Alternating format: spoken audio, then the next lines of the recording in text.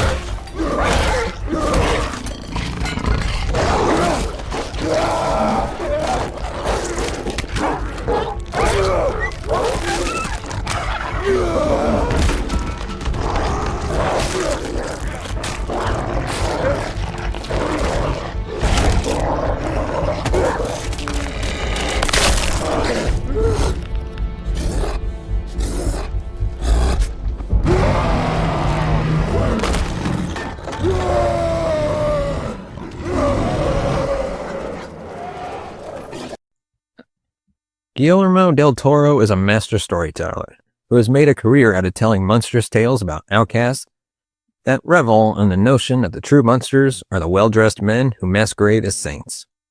Frankenstein is a masterful adaptation of Mary Shelley's seminal work, Frankenstein, or the modern Prometheus, in a daring film that stitches together the themes and imagery that del Toro has carefully nurtured in films like Kronos, Mimic, Crimson Peak, and the Oscar-winning The Shape of Water.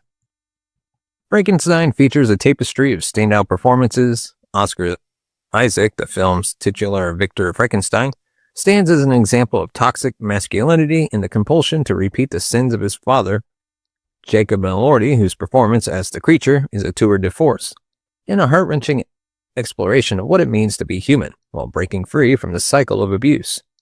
Mia Goth and Felix Kammerer balance the cruelty of creation with their tender-hearted performances as Elizabeth Harlander and William Frankenstein. It is evident in every detail of Frankenstein, from the set design to the costumes, the cinematography, and the score, that this film is Del Toro's passion project. That passion delivers a palpable feast for the senses, crafting the film into one of the best amongst a brilliant slate of 2025 titles. Then, of course, at number 8, The Phoenician Scheme. You used to work for me. Oh, I'm sorry. Me? No. I was in disguise. Oh, Dr. Lanzmann. I recognize this assassin. Who hired you to kill me? oh no. Suicide pedal.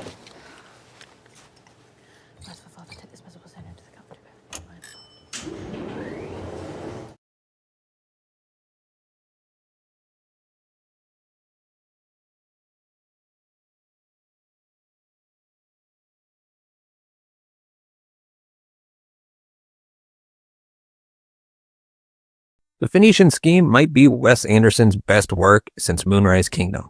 The filmmaker understands his actors so well, with Benicio del Toro striking the perfect tone to carry this comedy to unexpected places.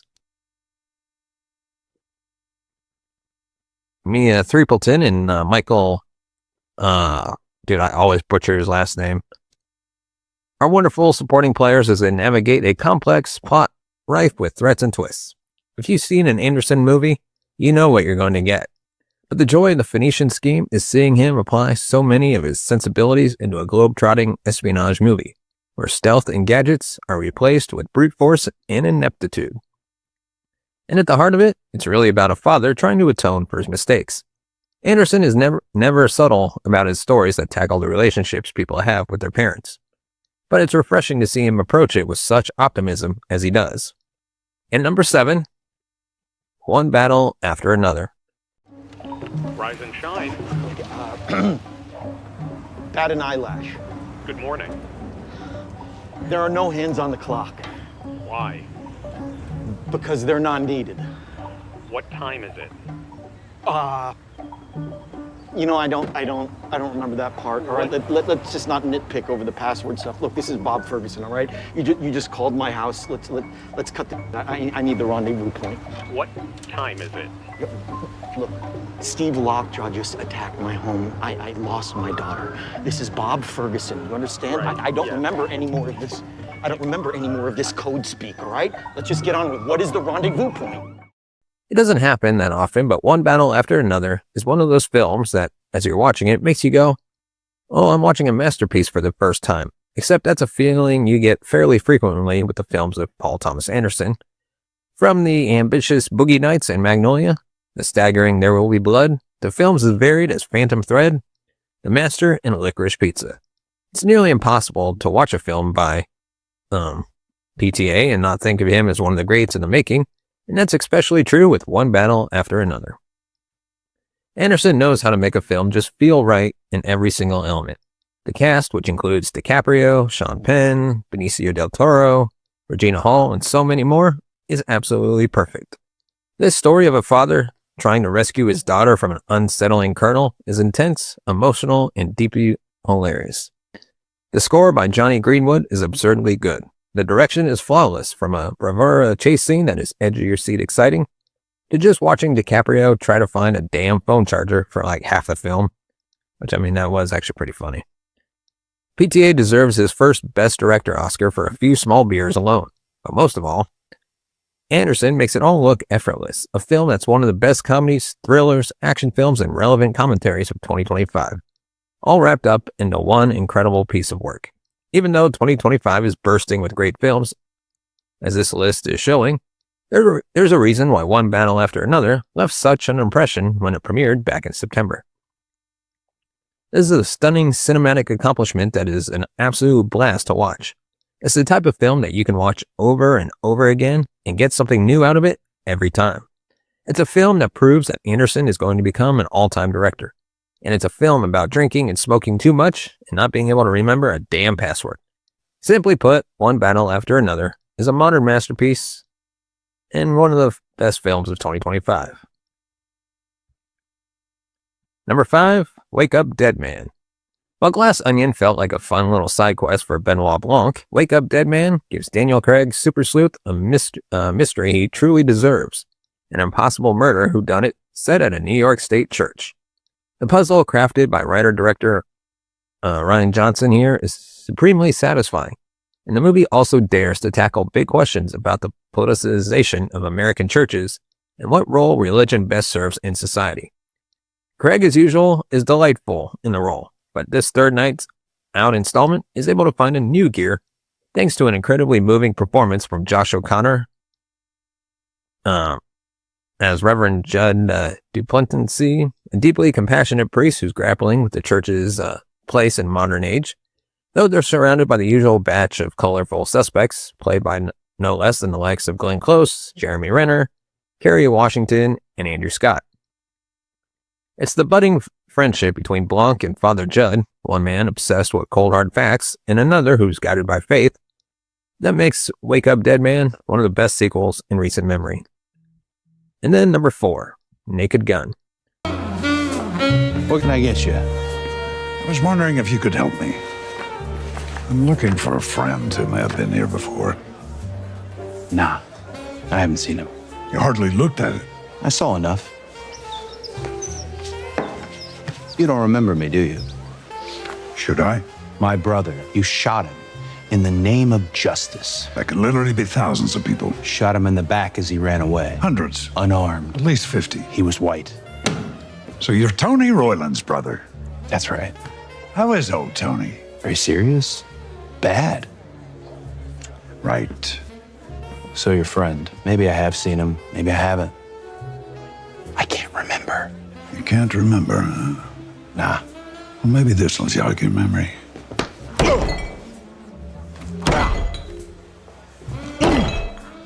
Good. That's better. Remember now? Yeah, I remember. He sat in a corner booth. He had a drink. That's all I know. Where do they keep surveillance footage? In the back. But even I'm not allowed in there. With the passing of great Leslie Nielsen in 2010, the idea of a new film in the Naked Gun franchise was all but unthinkable, and honestly, everybody was fine with that. So when a reboot was announced, there was understandable skepticism, given just how iconic Nielsen's Officer Frank Drebin was and still is. This year's Naked Gun, which is less of a reboot, more of a proper fourth installment in the series, proved every skeptic wrong with one of the absolute funniest movies of the decade. Liam Neeson gets to flex every comedic chop he has as the son of Nielsen's character from the original in a gut-bustingly hilarious comedy that is all gas and no breaks from start to finish.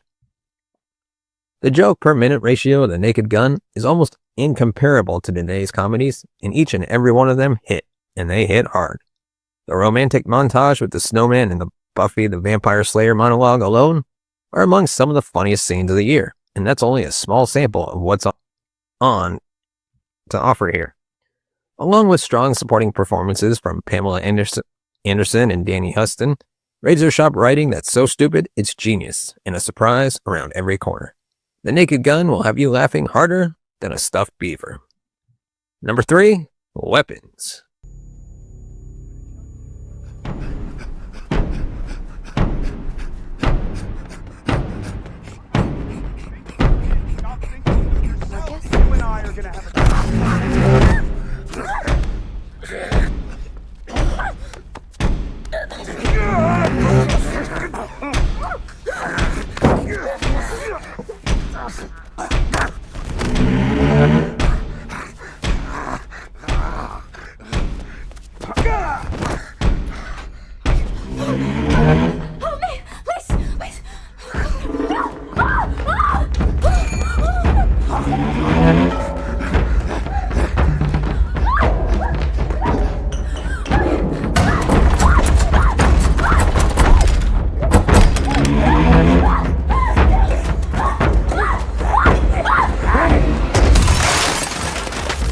Weapons writer-director Zach Kreger's follow-up to Barbarian makes a strong argument that we have a new horror master on our hands.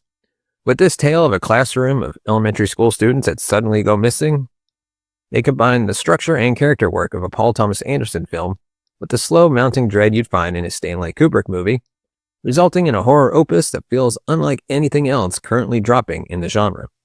Weapons employs a shifting viewpoint tactic that bounces us from one character, be it Julia Gardner's frazzled schoolteacher, Josh Brolin's angry father, or Alden Ehrenreich's beleaguered police officer, to the next, with each shift revealing a bit more of the mystery at hand.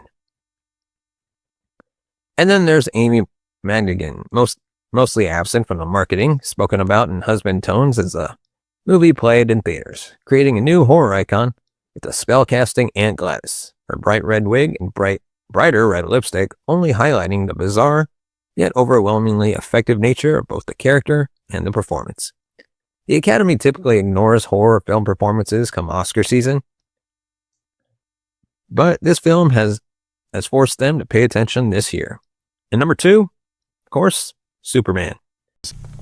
What is this? Crypto! What the hey, dude? I thought you destroyed the whole Superman robots. I thought I told you to keep an eye on him. We feed the canine, but he is unruly. And he realizes we are not flesh and blood and couldn't, in our heart of hearts, care less whether he lives or dies. Ow, ow, stop. Ow, stop. Crypto, ow, ow, stop it, stop. Sit, stay.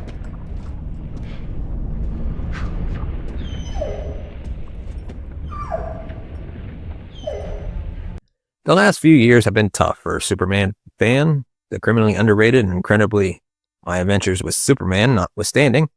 Whether you love or hate certain elements from the now defunct DCEU, it was abundantly clear that a full reset was needed, and that's exactly what we got when James Gunn, the filmmaker behind my favorite superhero movie trilogy of all time, took the reins of DC and directed the new timeline's first feature.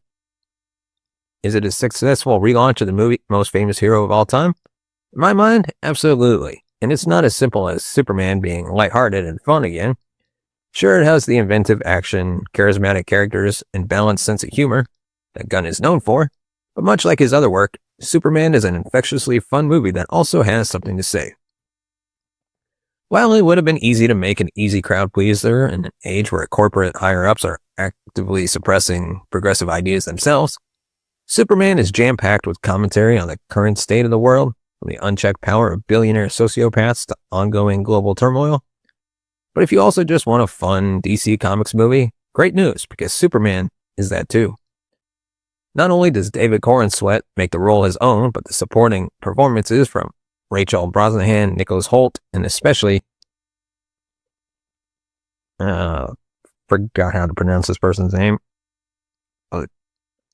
Make for what could be the best ensemble cast in the franchise's long and storied history. It's an endlessly rewatchable adventure that, while not without its imperfections, left the biggest smile on my face after the credits flew by. Where the last era of DC felt like it was merely throwing stuff at the wall to see what stuck, for the first time in a long time when it comes to the comic giant, I can't wait to see what's next.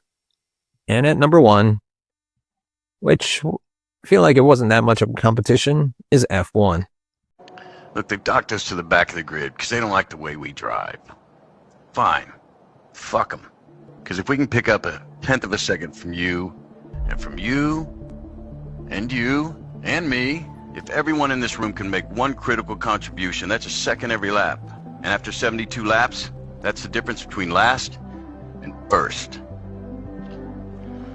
Plan C. Plan C's for combat.